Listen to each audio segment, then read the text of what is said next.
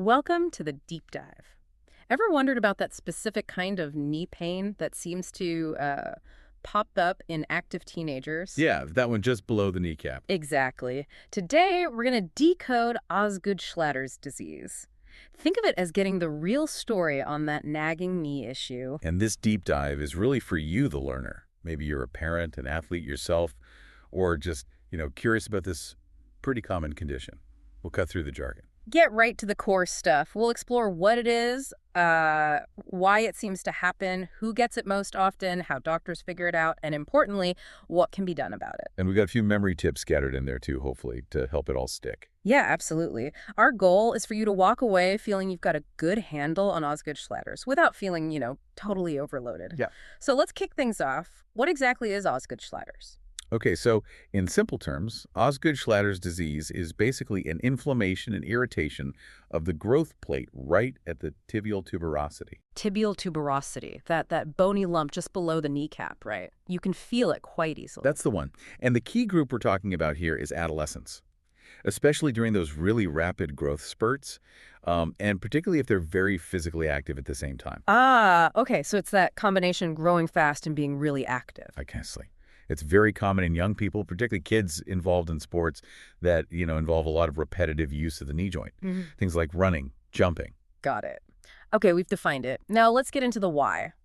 What are the sort of underlying factors here? What leads to it? Well, this is where it gets a little maybe less clear-cut, the exact cause. It's still a bit of a mystery, actually. Really? Okay. But the leading theory, the one that makes the most sense, revolves around repetitive stress and tension, right on that tibial tuberosity growth plate. Repetitive stress. That fits with the active teens picture. What kinds of activities are we talking about? What puts the strain there? Think about movements that really load the knee. So jumping is a big one. Running. Sports that involve lots of sudden stops or changes in direction. Like basketball, football. Exactly. Football, basketball, gymnastics, volleyball. Those come up a lot. And like we said, it's much more common in kids playing sports, especially during those growth spurts. It's almost like the bones are growing faster than the tendons can keep up, creating extra pull. That paints a really clear picture of that mismatch. So who's most likely to get this? Are there specific risk factors we can point to? Yeah, definitely. We could identify several key things. One is being male. There's a higher incidence in boys Interesting. than, as we've discussed, playing sports with lots of running, jumping, or frequent knee bending. That's a big one. And of course, just being in an adolescent growth spurt phase is a major factor. Right. So that image of a teenage boy maybe playing basketball, shooting up in height, that really fits the profile. It really does. But there can be other contributing factors too. Oh, like what? Things like muscle tightness, especially in the quads, the big muscles at the front of the thigh. That can increase the tension on the tendon. Okay. Also, imbalances in strength, say between the quads and the hamstrings, and maybe even certain individual anatomical factors, just how someone's knee is built, could play a small part. Okay, that makes sense. We know who's at risk, what might trigger it. Let's dive a bit deeper into the biology. What's actually happening in the knee, the pathophysiology. Right. So it all starts with that repetitive stress on the growth plate of the tibial tuberosity. The constant pulling from the patellar tendon where it attaches, well, it leads to tiny little microfractures. Microfractures, wow, like tiny cracks. Exactly. And inflammation. Think of it like constantly tugging on a point that's still developing and, frankly, a bit vulnerable. Eventually, it's going to get irritated. Yeah, you can see how that would cause pain, especially for someone trying to be active. Definitely. And here's a really key point. During those rapid growth phases, bones often lengthen faster than the muscles and tendons attached to them. The mismatch again. Yes. So this difference creates even more tension in that patellar tendon. It pulls harder on the tibial tuberosity, and all that mechanical stress results in the inflammation and pain right at that spot. So the tendon is under constant strain, pulling on a part of the bone that's still kind of soft because it's growing? You've got it. That's why active adolescents are the prime candidates. Every time they contract their powerful quad muscles, like when running or jumping, it just amplifies that force. It can even cause tiny little avulsion fractures. Avulsion, meaning it pulls tiny bits of bone away. Yeah, small fragments get pulled away from the main growth plate area. And this typically happens right during that peak growth spurt, before the tibial tuberosity fully hardens up or ossifies. And what happens over time? Does the body try to fix these little injuries? It does. As these microfractures heal, the body lays down new bone. This repair process can actually lead to the tibial tubercle getting bigger, becoming enlarged. Ah, so that's the bump people talk about. That's often the bump, yes. And how big it gets varies a lot between people. But that bony overgrowth can sometimes remain even after the pain settles down. Okay, really clear explanation of the process. Now, shifting gears slightly, if someone comes in with this kind of knee pain, how do doctors make sure it is Osgood-Schlatter's and not something else? What about differential diagnosis? Yeah, that's crucial. You always have to consider other things that could cause pain in that area. It's about ruling them out. For instance, there's patellar tendonitis. It's often called jumper's knee. Jumper's knee, right. Heard of that one. How's it different? The inflammation is mainly in the patellar tendon itself, usually a bit higher up than the tibial tuberosity where Osgood-Schlatter's is focused. Okay. What else is on the list? Well, there's patellofemoral pain syndrome, sometimes called runner's knee. Is that more pain sort of around or behind the kneecap? Another sporty name. Yeah. Then you've got to think about stress fractures in the tibia or femur nearby. Bursitis inflammation of those little fluid-filled sacs around the knee. Even injuries inside the joint, like meniscus tears or ligament sprains, although they often present differently. Wow, quite a few possibilities just around the knee. Definitely. And we also need to consider an actual tibial tuberosity fracture, a bigger break than the microfractures we talked about. There's osteochondritis dissecans, which is a cartilage and bone issue, and another one called Sinding-Larsen-Johansson disease. Sinding-Larsen. Johansson, yeah. It's quite similar to Osgood-Schlatter's, but it affects the bottom tip of the kneecap, the patella itself, rather than the tibial tuberosity below it. So it's really about pinpointing the pain location, understanding what makes it worse, and the physical exam findings. Sounds like careful detective work. Okay, let's talk numbers. How common is Osgood-Schlatter's, especially thinking about the UK? Yeah, here in the UK, it's definitely a common thing we see in young athletes going through puberty. The estimates vary a bit, but some suggest around 20% of adolescents in the UK who are active in sports might experience it. 20%? That's actually quite high, like 1 in 5 sporty teenagers. Roughly, yeah. It's significant. And age-wise, it typically hits boys between about 12 and 15 years old. Girls tend to get it a bit earlier, maybe between 8 and 12. And you mentioned it's more common in boys. Yes, we do see it more often in boys. And those sports we mentioned, football, basketball, gymnastics, volleyball, they can consistently pop up as being associated with it. Makes sense given the repetitive jumping and running in those. Exactly. The demands just place that repeated stress right on the tibial tuberosity. Okay, so let's say a parent or a young person suspects this might be the issue. What are the absolute key signs and symptoms? What should they be looking out for? Okay, the absolute hallmarks are pain and swelling, specifically located right at the tibial tuberosity that bump below the kneecap. Right there, okay. And a really crucial clue is that the pain gets worse with activities involving the knee. Running, jumping, squatting, even just kneeling directly on it can be quite sore. But it gets better with rest. Usually, yes. Yeah. Rest tends to ease the pain. Often the area will be tender if you press on it, and you might actually see or feel a noticeable lump or bump developing there over time. Pain with activity, relief with rest, localized tenderness, maybe a bump. That seems pretty specific. So what would a doctor focus on during an examination? Well, they'll start by taking a really detailed history, asking about the pain, exactly where it is, what makes it worse. They'll specifically ask about knee extension activities, running, kicking, jumping, stairs, squatting, and does rest help? Got it. And the physical exam? On examination, they'll look closely for any swelling or redness around the patellar tendon or right over the tibial tuberosity. Then they'll gently press, palpate that area and the tendon itself to check for tenderness. They'll also assess how prominent that tibial tubercle feels.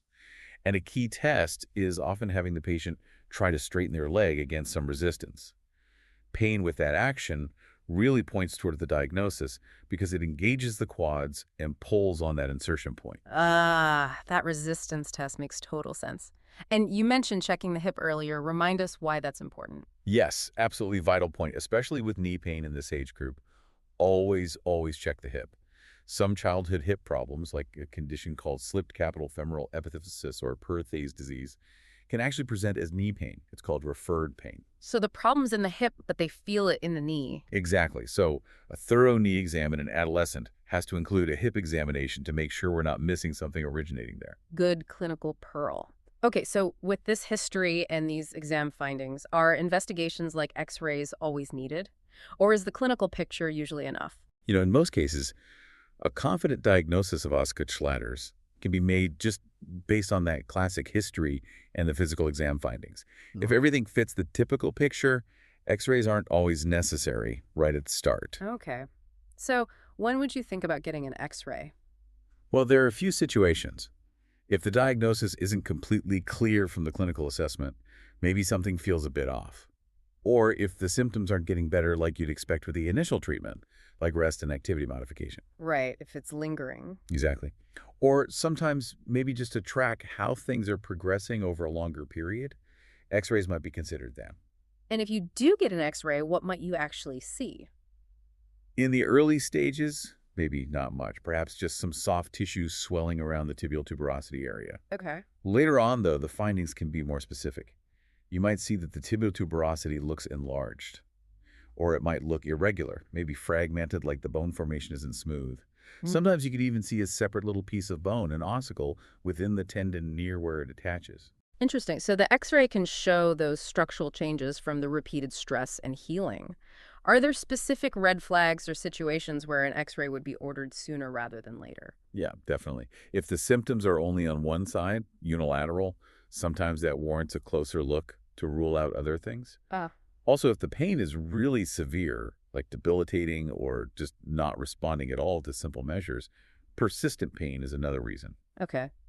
And of course, if there was a specific injury, like a direct blow to the knee, you'd want an X-ray to check for an acute fracture. Makes sense. What about fancier imaging, like ultrasound or MRI? Do they ever play a role?